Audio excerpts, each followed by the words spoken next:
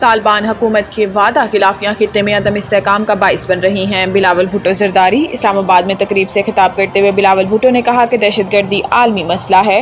پاکستان نے دہشت گردی کے خلاف جنگ میں بھاری جانی و مالی نقصان اٹھایا۔ پاکستان دہشت گردوں کے خلاف بھرپور کارروائیاں کر رہا ہے۔ انہوں نے کہا کہ 2 دہائیوں سے مسلح افواج نے دہشت گردی کے خلاف جنگ میں مؤثر کردار ادا کیا۔ ضرب عضب اور رد الفساد جیسے آپریشنز نے دہشت گردی کی کمر توڑی۔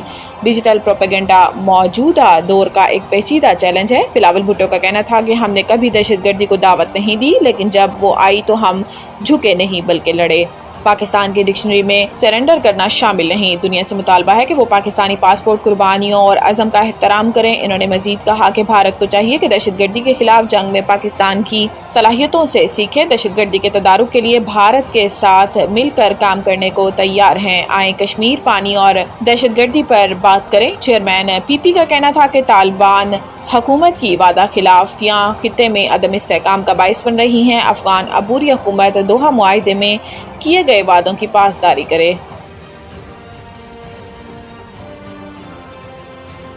ثانیہ سوات پشاور ہائی کورٹ کی سیاحوں کے ریسکیو میں ناکامی پر اداروں سے وضاحت طلب۔ چیف جسٹس نے ایڈوکیٹ جنرل سے استفسار کیا کہ اس واقعے کی ذمہ داری کس ادارے پر عائد ہوتی ہے اور کیا لوگوں کے جان و مال کے تحفظ کے لیے کوئی عملی اقدامات کیے گئے تھے۔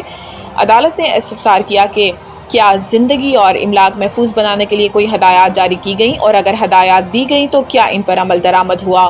ایڈوکیٹ جنرل نے عدالت کو بتایا کہ واقعے کے بعد متعدد افسران کو معطل کیا گیا ہے اور انکوائری کمیٹی تشکیل دے دی گئی، تاہم ہدایت پر عمل درآمد کے حوالے سے کچھ نہیں کہا جا سکتا۔ چیف جسٹس نے کہا کہ کیا آپ کو معلوم ہے کہ قیمتی انسانی جانیں انڈس ہائی ویز پر ضائع ہو رہی ہیں۔ عدالت نے دوران سماعت کمشنر مالا کنڈ، ہزارہ، کوہاٹ، بنوں، آر پی اوز اور دیگر متعلقہ افسران کو طلب کر لیا اور کہا کہ کل تمام افسران تیاری کے ساتھ عدالت میں پیش ہوں۔ چیف جسٹس نے ریمارکس دیے کہ دریا کے کنارے تجاوزات اور غیر قانونی تعمیرات کے باعث ایسے واقعات جنم لے رہے ہیں اور متعلقہ ادارے اب بھی غیر سنجیدہ رویہ اپنائے ہوئے ہیں۔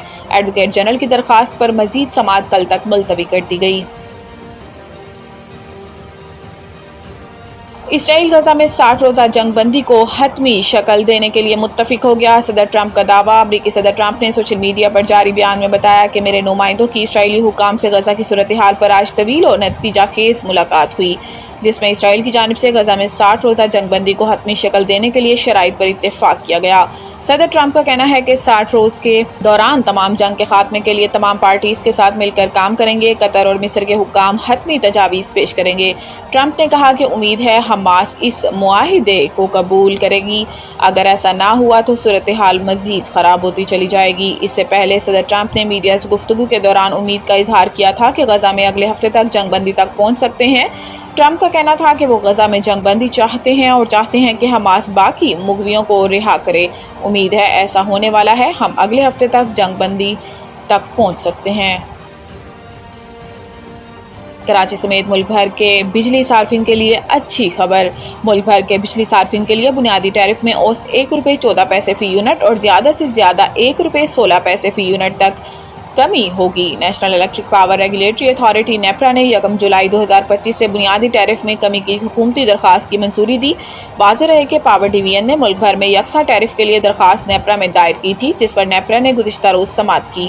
اس تازہ پیش رفت کے بعد گھریلو صارفین کے لیے بجلی کا زیادہ سے زیادہ ٹیرف 48.84 سے کم کر کے ₹47.69 جائے گا۔ اسی طرح 1 سے 100 یونٹ تک پروٹیکٹڈ گھریلو صارفین کا ٹیرف ₹1.15 کمی سے ₹10.54 ہو جائے گا، جبکہ 101 سے 200 یونٹ تک پروٹیکٹڈ صارفین کا ٹیرف ₹1.15 کمی سے ₹13.01 ہو جائے گا۔ ان ٹیکسز کو ملا کر سلپ کے حساب سے فی یونٹ ٹیرف کی قیمت بڑھ جائے گی۔ ماہانہ 50 یونٹ تک کے گھریلو لائف لائن صارفین کے لیے ₹3.95 فی یونٹ کا ٹیرف برقرار رہے گا، جبکہ ماہانہ 51 سے 100 یونٹ تک لائف لائن صارفین کے لیے ٹیرف ₹7.74 فی یونٹ برقرار رہے گا۔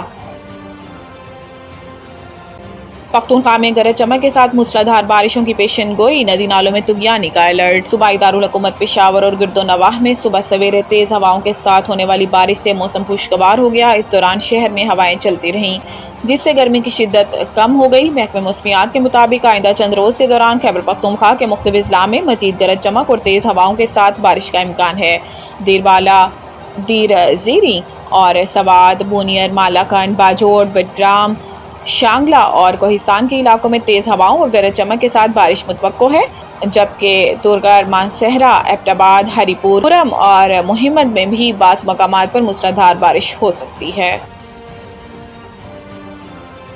ایشیا کپ 2025 پاکستان اور بھارت کا ٹاکرا کس دن ہوگا؟ تاریخ سامنے آ گئی ہے۔ پہلگام واقعے کے بعد دونوں ممالک میں بڑھتی کشیدگی کے باوجود ایشیا کپ 2025 کو منسوخ کرنے کی خبروں پر بریک لگ گیا اور بھارت اور پاکستان کے درمیان کرکٹ ٹاکرا اب باقاعدہ طے پا گیا۔ تازہ ترین اطلاعات کے مطابق ایشیا کپ 2025 کا ایونٹ متحدہ عرب امارات میں اپنے شیڈیول کے مطابق ہوگا۔ خبر رساں اداروں کے مطابق ٹورنامنٹ 4 یا 5 ستمبر سے شروع ہوگا، جبکہ 7 ستمبر کو دبئی میں روایتی حریف بھارت اور پاکستان کے درمیان سنسنی خیز مقابلہ ہوگا۔ واضح ہے کہ یہ ٹورنامنٹ T20 فارمیٹ میں کھیلا جائے گا، جس میں گروپ سٹیج کے بعد سپر 4 مرحلہ ہوگا۔ اگر دونوں ٹیمیں سپر 4 مرحلے میں پہنچتی ہیں تو اس کے درمیان 14 ستمبر کو ایک اور ٹاکرا ہوگا، جبکہ تیسرا ممکنہ مقابلہ فائنل میں 21 ستمبر کو متوقع ہے۔ اگرچہ ایشیا کپ کی میزبانی بھارت کے پاس ہے، لیکن سیاسی کشیدگی اور سیکیورٹی خدشات کے باعث باہمی فیصلے کے تحت ایونٹ کو UAE منتقل کیا گیا، تاہم بھارت میزبانی برقرار رکھے گا۔